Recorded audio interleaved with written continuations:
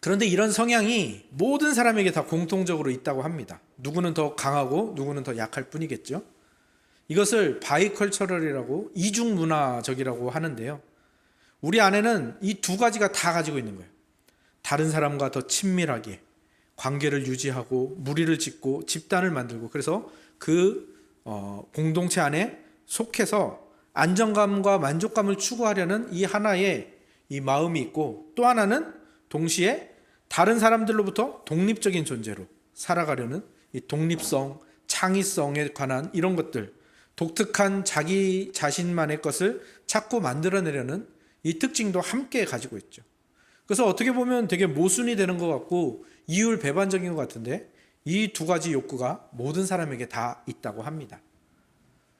저는 하나님께서 사람에게 이런 이중문화적인 특성을 갖게 하신 이유가 바로 오늘 함께 나눌 내용과 관련이 있다고 생각을 합니다. 사람은 본능적으로 이중문화적이라고 했죠.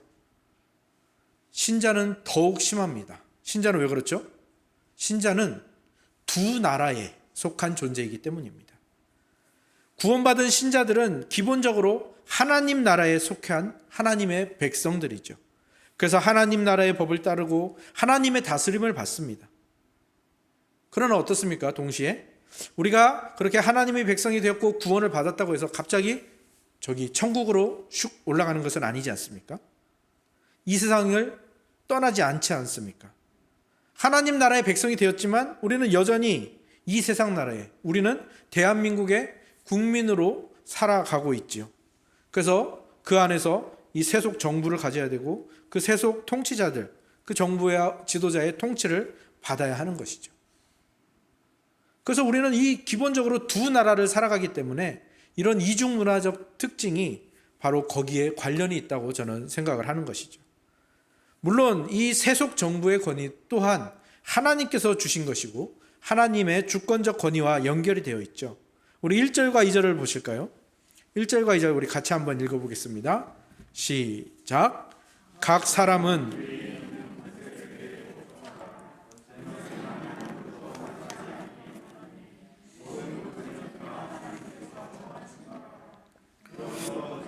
거스르는 자는 하나님의 명령을 거스리니 거스르는 자들은 심판을 자취하리라. 아멘. 통치자들, 세속 정부는 하나님이 정하신 바대로 하나님으로부터 온 권위를 가진 자들입니다. 그런 면에서 이 세속 통치자들 또한 하나님의 사역자이며 하나님의 일꾼이라 할 수 있겠죠. 그래서 오늘 본문에도 보시다시피 통치자의 권세를 거스르는 것은 하나님의 명령을 거스르는 것이 되는 것입니다. 통치자는 이 국가의 법을 가지고 정의를 세우고 선한 일들을 권장하고 악한 일들을 심판하는 일들을 하나님을 대신하여 담당하게 되는 것입니다. 그러면 이런 의문이 들죠. 그러면 세속 정부와 통치자는 하나님의 사역자로서 하나님의 권위를 가진 사람으로서 과연 선한 것인가? 결점이 없는 무결점인 것인가? 그렇지는 않지요. 사실 세속 정부와 통치자는 하나님의 사역자라고 표현이 되어 있지만 사실은 어디에 더 가까운가 하면은 필요악에 더 가깝습니다. 악한 것이지만 우리가 살아가는데 필요한 것을 필요악이라고 부르지 않습니까? 이 세속 정부와 통치자들은 사실은 필요악에 가깝습니다. 우리가 앞서서 살펴온 주제들을 생각해 보시면 그 답이 나옵니다. 하나님이 자신을 낮추셔서 사람을 찾아오셨고 사람을 행복하게 만드시기 위하여 하나님께서는 두 가지 큰 선물을 줍니다. 첫 번째 선물은 무엇인가 하면 하나님의 말씀입니다. 율법도 포함되어 있는 이 하나님의 말씀. 하나님의 말씀이 선물인 이유가 무엇이죠? 그것은 그 말씀 안에 생명이 있고 사실 그 말씀이 예수 그리스도 그 자체이시기 때문이죠.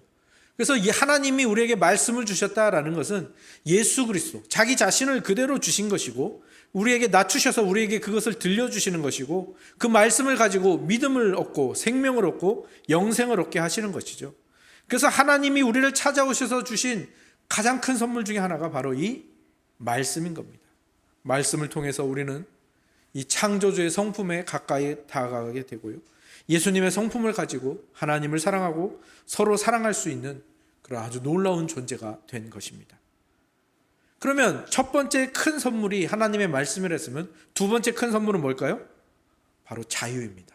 양심의 자유라고 우리가 함께 나눴었죠.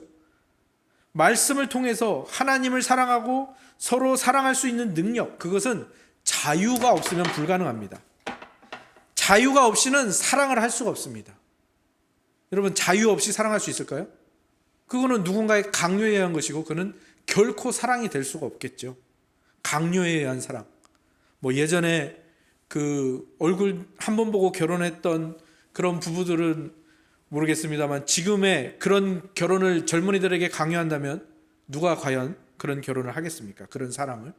그렇죠? 사랑은 절대 강요에 의해서 만들어질 수 없는 것이고요. 사랑은 기본적으로 이 자유가 있어야만 가능한 것입니다. 그리고 예수 그리스도의 성품을 가질 수 있는, 이 사랑할 수 있는 이 모든 것들은 자유가 없이는 안 됩니다. 필수 조건이 자유입니다. 그래서 하나님께서는 우리에게 두 가지 선물을 주시는 겁니다. 하나님의 말씀이라는 귀한 선물을 주시고 그것을 자기의 것으로 가져갈 수 있는 필수 조건인 자유를 우리에게 주시는 거죠. 그래서 하나님의 말씀과 양심의 자유는 우리에게 있어서 가장 중요한 것이고요. 이것을 주신 하나님께 우리는 늘 감사의 고백을 드리고 우리가 받은 것들, 이 자유와 하나님의 말씀을 가지고 뭘 해야 되겠습니까? 하나님을 정말 전 존재를 다해서 사랑하고 또 하나님이 기뻐하시는 그 이웃을 사랑하는 일들을 매일매일 해 나가야 되는 것입니다. 그런데 이 자유에는 한 가지 이면이 있겠죠. 저번에도 이 자유를 설명하면서 무엇이라 설명을 했냐면 하나님께서 인간에게 자유의지를 주신 것은 뭐 하기로 작정하신 건가 하면 아프기로 작정하신 거예요. 왜냐하면 인간이 이 자유를 가지고 하나님을 반역하고 대적할 것이 분명하기 때문이에요. 그래서 하나님께서는 그것을 감내하시며 자유를 주신 거예요. 왜? 이 자유가 있어야 사랑을 할 수 있거든요. 하나님이 인간을 사랑할 수 있고 인간이 하나님을 사랑하는. 자유가 없으면 안 돼요. 근데 이 자유는 항상 이러한 이면에 그 부작용들이 있는 것이죠. 실제로 인간은 이 자유를 가지고 어떻게 했습니까? 죄와 타락의 길로 가버렸죠. 그리고 그 선택은 지금도 계속되고 있어요. 선악과는 아담과 하와만 따먹은 게 아니라 우리도 매일매일 따먹고 있죠. 우리의 선택으로서 하나님의 반대의 길, 하나님이 싫어하시는 길. 신자인 우리도 이 정도인데 이 세상은 어떻겠습니까? 그래서 인간을 그 자유를 가지고 그저 그렇게 자기 마음대로 선택하게 놔두면 어떻게 될까요? 서로 먹고 먹히고 서로 죽이고 죽이는 그런 결말밖에는 남지 않습니다. 그래서 아마 하나님이 그냥 그렇게 인간을 두셨다면 인간들끼리 공멸, 서로 죽이다가 다 없어지는, 멸망해버리는 그러한 결과로 갔을 것입니다. 그래서 하나님께서는 인간이 그러한 결말로 가지 않도록 어떻게 하시는 거예요? 세상 속에 정부를 세우고 세상 속에 통치자를 세우시는 거예요. 헌법이라는, 이 법이라는 것을 기본으로 해서 말이죠. 이게 바로 하나님이 우리를 배려하시는 겁니다. 하나님이 우리에게 자유를 주시고 그냥 내버려 두신 것이 아니라 이런 안전장치들을 해놓는 것이고 그 안전장치 중에 하나가 바로 세속 정부와 통치자라는 것이죠. 그래서 이 법이라는 거, 법을 다른 말로 뭐라고 부르죠? 최소한의 양심이라고 부르죠. 그래서 이 법이라는 것을 가지고 최소한 그 양심을 지키며 살아가도록 하나님께서 이 테두리를 만들어 주신 거죠. 예수님이 이 땅에 오셨습니다. 예수님 때문에 하나님의 나라가 시작되었습니다. 하지만 이 세상은 아직 새하늘과 새 땅이 아닙니다. 그래서 이 안에서는 약육강식, 그리고 폭력, 사탄의 권세와 죄의 힘이 강하게 작용하죠. 그래서 이 최소한의 양심과 세속 정부와 통치자들을 두셔서 하나님께서 그런 인류 공멸의 길을 막으신 것이죠. 그것들을 우리가 역사를 통해서 잘 볼 수 있습니다. 20세기 전반에 걸쳐서 세속 정부들은 그 역할에 계속해서 위기가 찾아왔었죠. 국제적인 충돌, 폭력, 전쟁, 이익을 위해서 또 이데올로기를 위해서 그런 전쟁과 분쟁들이 계속 일어났죠. 민족 우월주의가 일어나고요. 그러면서 세계 1, 2차 대전이 일어났습니다. 독일의 히틀러, 또 소련과 중공의 공산주의, 그리고 세계 곳곳의 민족 분쟁, 전쟁, 살육들, 테러, 그리고 온갖 부패와 비리가 가득한 정부들이 나타났고 국가와 지도자들이 정말로 하나님에게서 벗어나면 어떻게 되는지 그들이 여실히 보여주었던 것이죠. 뭐 지금이라고 별반 다르진 않습니다. 겉으로 보기에는 평화로워 보이지만 여전히 국가와 국가, 정부와 정부는 이익을 가지고 아주 치열하게 물밑에서 다툼을 하고 있죠. 미국과 중국이 서로 규제하려고 막 했었고요. 중국과 호주가 또 무역 분쟁을 했었죠. 우리나라와 일본도 수출 규제로 이 몸살을 앓았던 그 기간이 있었죠. 현재는 어떤 나라는 난민들을 가지고 장난을 치는 지도자도 있고, 중국은 또다시 대만을 친다라는 그러한 소식을 흘리기도 하고, 러시아는 우크라이나나 이런 나라들을 치려고 한다는. 그리고 미얀마에서 다시 들려오는 소식은 무엇입니까?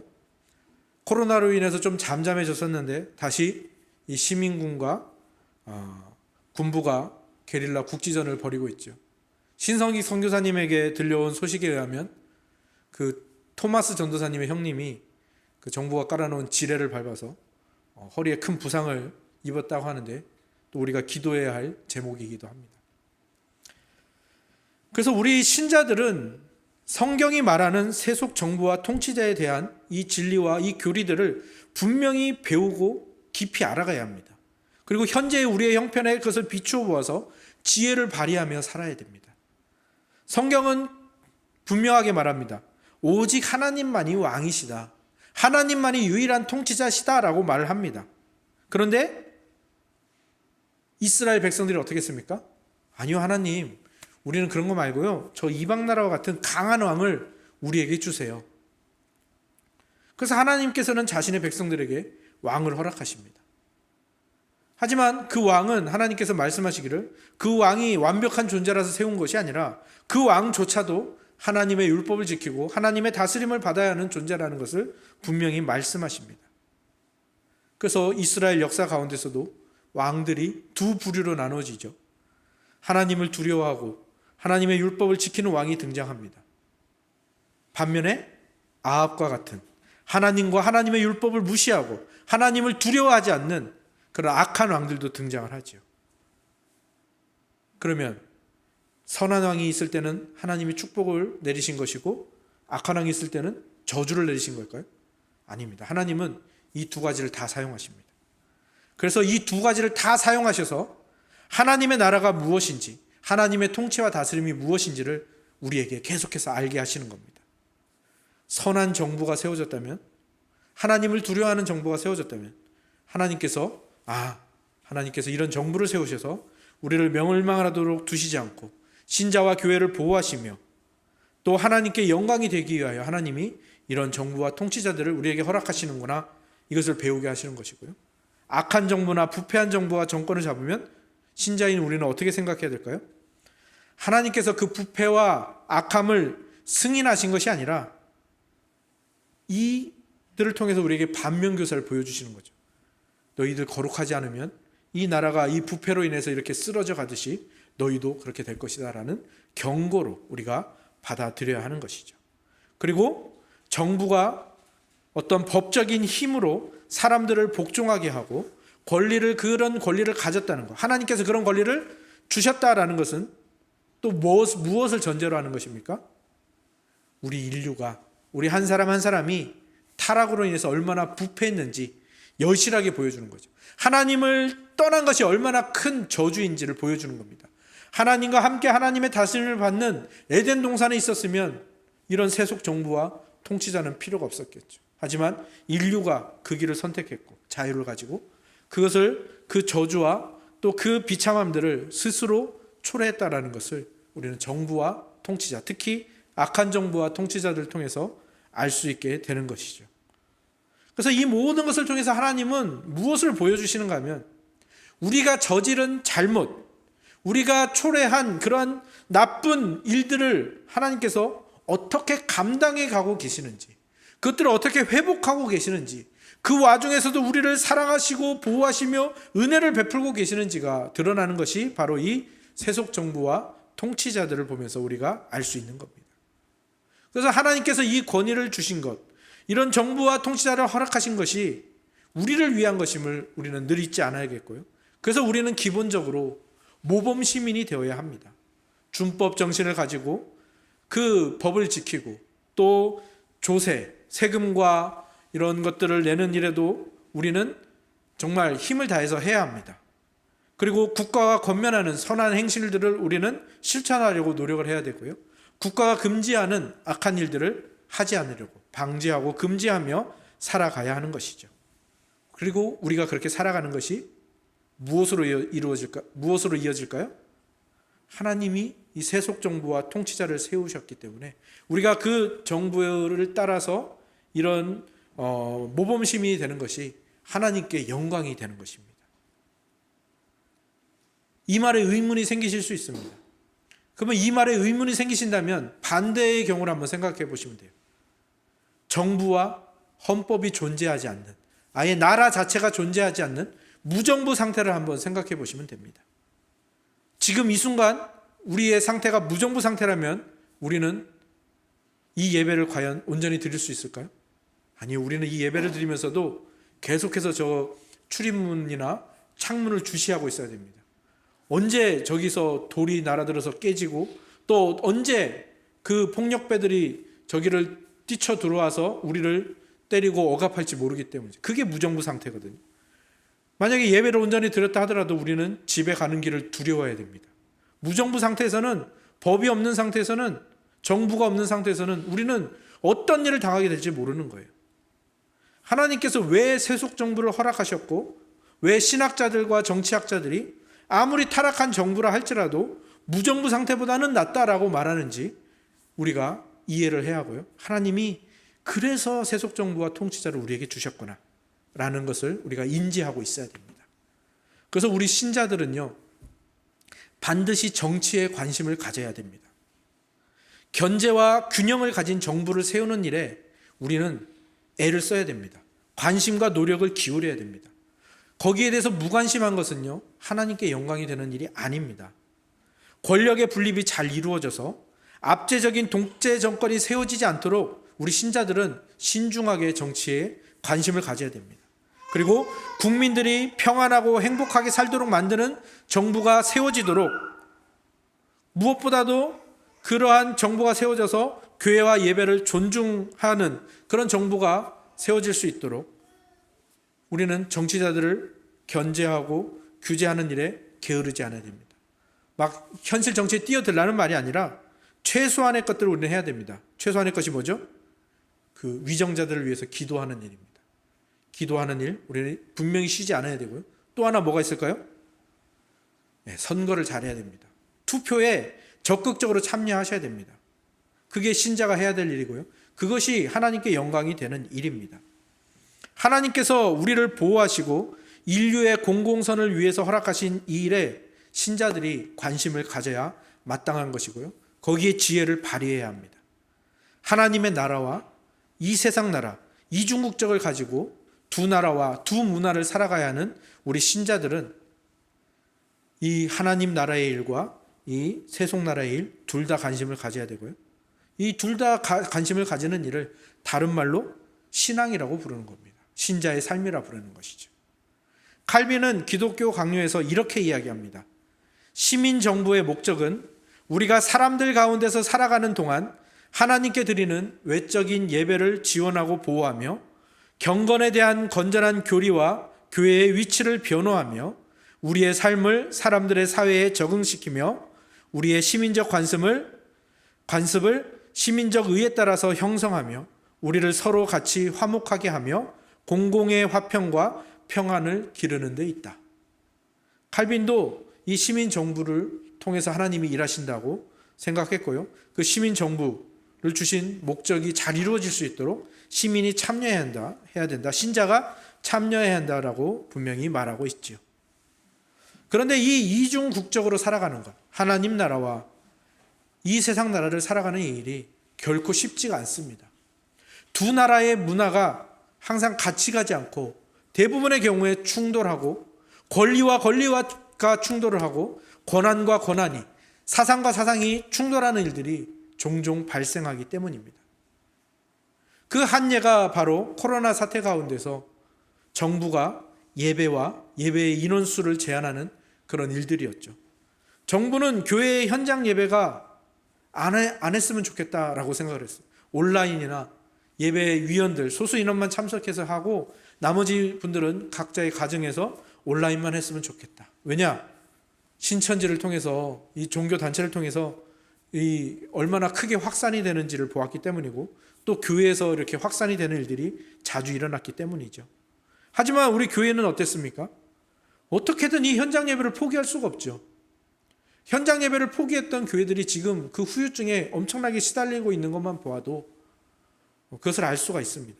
그래서 이러한 충돌이 있다라는 것은 첫 번째로 우리가 이중국적자라는 것을 분명히 보여주는 것이기도 하고요.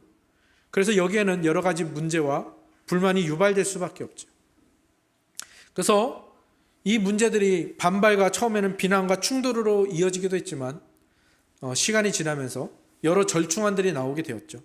거리 두기에 따라서 심각할 때는 예배위원만 참석해 주시고 또 온라인 송출을 병행하는 단계에 따라서 인원수를 퍼센테이지로 이렇게 몇 프로만 참석해 주십시오. 장소를 나눠서 해 주십시오. 이런 일들이 절충안들이 이루어졌고 식사나 소모임, 성가대 같은 것은 아직 하지 말아 주십시오 하는 그런 정책도 있었고요. 그래서 우리 천은교회는 그러한 정책에 정부의 정책에 따르면서 현장 예배도 거의 포기하지 않으면서 온라인 성출을 병행하는 이 일들을 지금까지 잘 해왔습니다. 우리가 1부에서 4부까지 드리기도 하고 위아래 장소를 나누어서 하기도 하고 시간을 바꾸기도 하면서 우리가 할 수 있는 것들을 다 했죠. 그렇게 우리가 정부의 시책에 따른 이유는 무엇입니까? 첫째, 정부를 하나님이 세우신 것이고 또 둘째, 이 정부의 시책이 이웃을 사랑하라는 성경의 큰 원칙에 부합한다라고 우리가 보았기 때문에 잘 따르면서 또 그러면서도 우리의 예배를 포기하지 않는 그런 일들을 우리가 잘 해왔죠. 그래서 그 와중에도 우리는 예배를 잘 드리고 또 그 와중에도 이웃을 돕는 일들을 우리가 새롭게 도전해 보기도 하고 지금까지 잘 해왔습니다. 이런 일들은 굉장히 잘 풀린 축에 속하는 문제입니다. 그런데 여전히 교회와 세석 정부는 여전히 대립하고 있는 문제들이 많이 있습니다. 헌법이나 정치적으로 허용된 것들이 있기 때문인데요. 첫 번째, 낙태. 두 번째, 간통. 세 번째, 동성애. 다 아주 심각하고 굵직굵직한 주제들이죠. 성경은 분명히 이것들을 다 죄라고 말합니다. 낙태, 살인죄다. 간통, 간음죄다. 동성애, 하나님이 싫어하시는 죄다라고 분명히 말하고 있습니다. 그래서 성경은 이것을 죄라고 말하고 교회는 교회의 정치와 권징으로서 이것들을 반대하고 금지합니다. 하지만 세속정부는 이것을 어떻게 보죠? 죄로 보지 않습니다. 세속정부는 어떻게 보죠? 소수의 인권, 그리고 자유에 관한 문제, 그리고 취향에 관한 문제로 다룹니다. 그래서 교회와 충돌할 수밖에 없죠. 그렇다면 우리 신자들은, 우리 이중국적자들은 이 두 가지 법, 이 두 가지 문화를 어떻게 받아들이고 대처해야 될까요? 첫 번째 원칙은 이런 문제는 교회의 치리회를 통해서, 교회의 당회를 통해서 정한 대로 행하며 꿋꿋이 나아가는 것이 필요합니다. 성경이 말하는 대로 낙태는 죄입니다. 불륜과 간통은 하나님이 미워하시는 죄입니다. 동성애도 죄입니다. 라고 분명히 이 방향을 정했다면 분명히 가르치고 교회의 문화가 되도록 애를 써야 합니다. 그리고 이 문제에 대해서 정부가 지나치게 참견하거나 방해하는 것을 우리는 막아야 합니다. 왜? 신자가 불신자에게 신앙을 폭력적으로 막 강요를 하면 안 되지 않습니까? 마찬가지입니다. 세속 정부와 불신자들도 그들의 생각을 교회의 신자에 막 법으로 강제하고 그렇게 강요해서는 안 되는 것입니다. 세속 정부는 신자나 불신자나 모두를 국민으로서 보호하는 의무를 가지고 있죠. 그래서 우리는 우리의 의무와 우리의 그 문화를 그들에게 분명히 당당하게 말할 수 있어야 되고요. 이 정부는 교회를 그런 문제로 억압하거나 신자를 제한해서도 안 되는 것이죠. 그런데 문제는 우리 신자들이 이 부분에 있어서 너무 한쪽 면으로만 접근한다라는 것입니다. 낙태, 불륜, 간통, 동성애가 죄이다라는 것을 확실하게 말하고 정죄하는 데까지는 잘해요. 근데 거기서 끝내버린다는 게 문제입니다. 아니요, 신자는 거기서 끝내면 안 됩니다. 낙태를 죄라고 우리가 말하려면요, 그 죄에 대한 넓은 이해와 그 영향력과 그 죄로 인해서 피해를 입은 모두를 볼 줄 알아야 됩니다. 그것을 무시한 채 죄라고만 말하는 것은 바리새인과 똑같은 거예요. 왜 낙태를 하게 되지? 우리 거기까지 가야 돼요. 왜 낙태를 하게 될까? 성적으로 너무 개방되어지고 너무 타락하니까 이 성관계를 소중한 것으로 보지 않고 결혼까지 지켜야 되는 것으로 보지 않으니까 자꾸 원치 않는 아이가 태어나고 그래서 생기게 되고 그래서 낙태로 가는구나.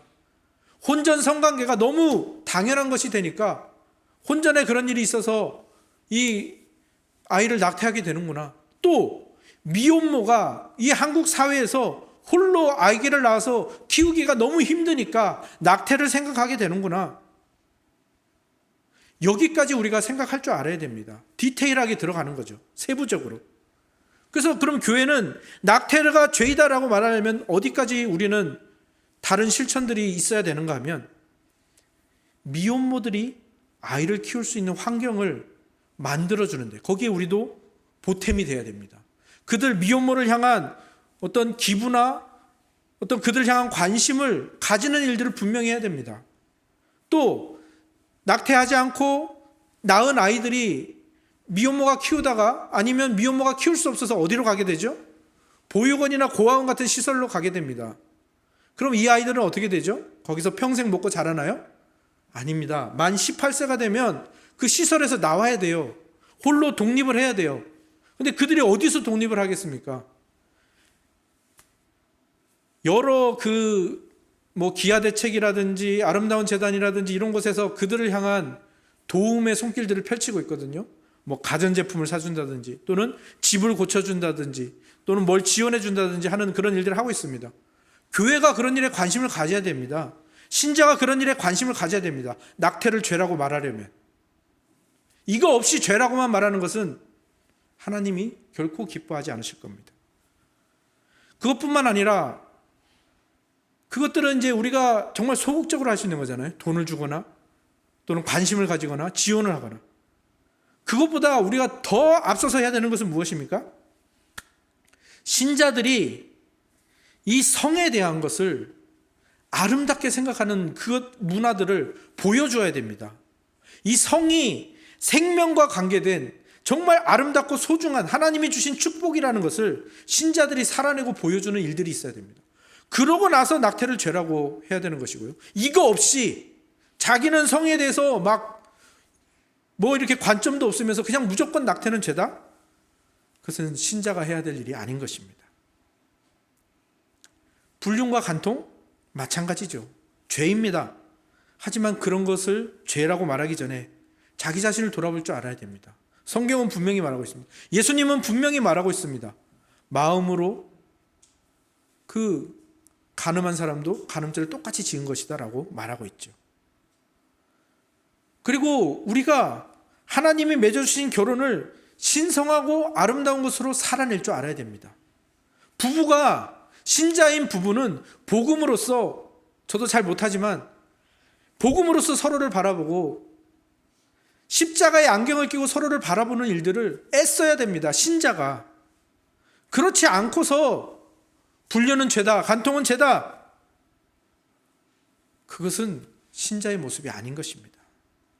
신자의 가정들이, 신자 한 사람 한 사람이 그런 현실을 살아내는 일들. 그 후에, 그것이 없이 하지 않고 그 후에 불륜은 분명한 죄입니다라고 말할 수가 있게 되는 것이죠. 말하기 위해서 하는 것이 아니라 이것이 전제되어야 되는 것입니다. 신자는.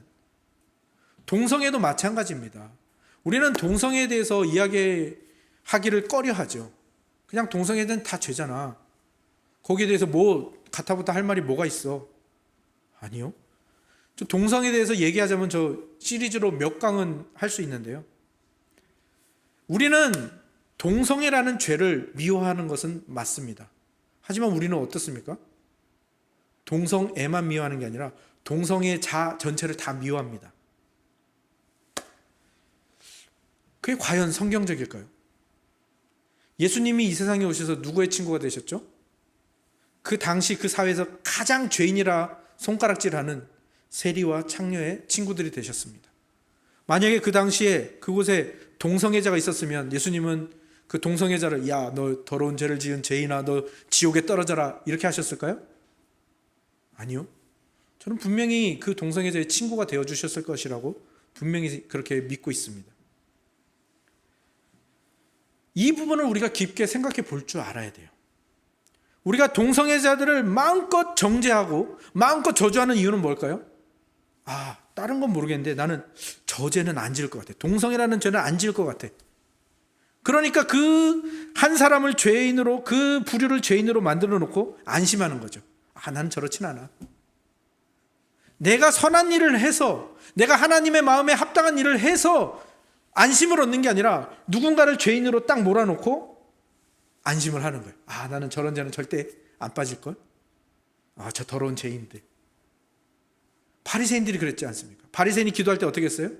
저는 저 세리와 같지 않고.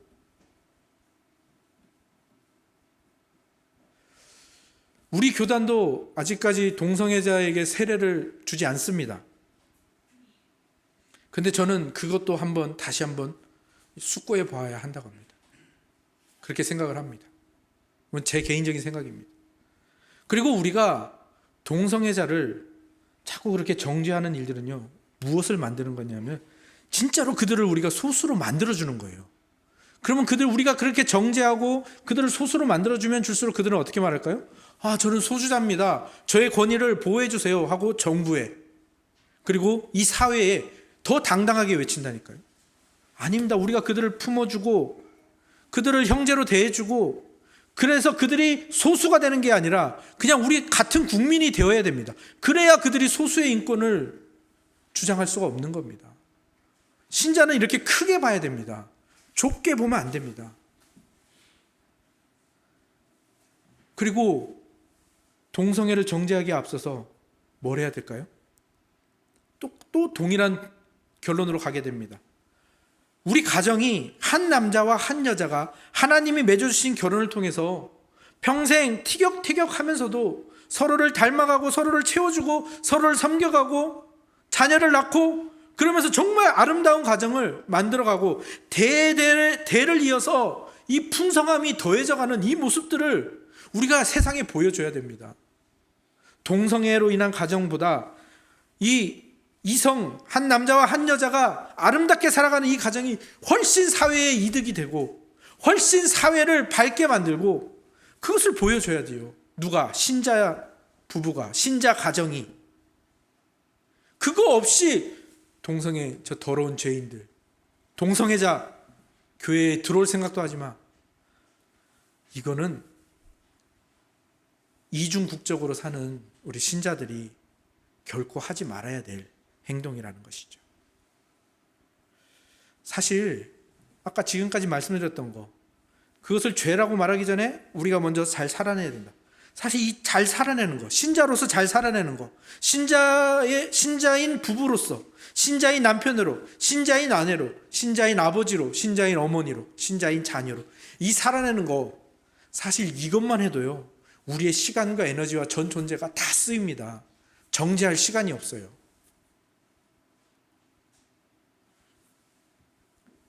우리는 이중국적자입니다. 두 문화를 살아갑니다. 그렇기 때문에 한 나라, 한 문화를 사는 그 사람들보다 훨씬 바쁘게, 하지만 수준 높게 살아가는 거예요. 그리고 이 두 나라를 살려면 결코 편법으로 가서는 안 돼요. 빠르게 가려고 해서도 안 돼요. 기본, 정도, 그 길을 가야 되는 거예요.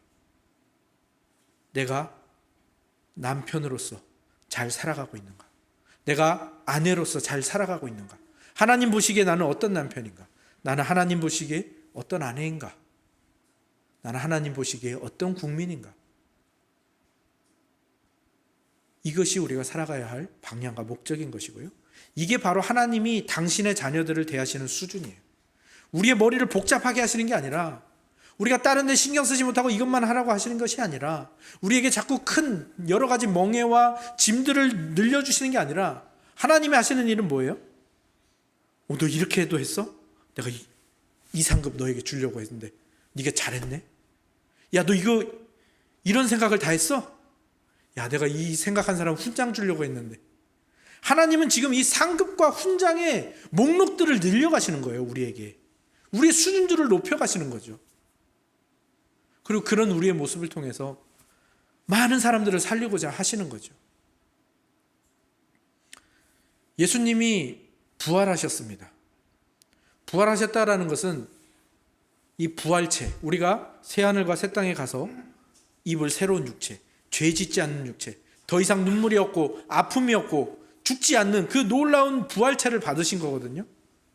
근데 예수님은요, 놀랍게도 뭘 남겨두셨죠?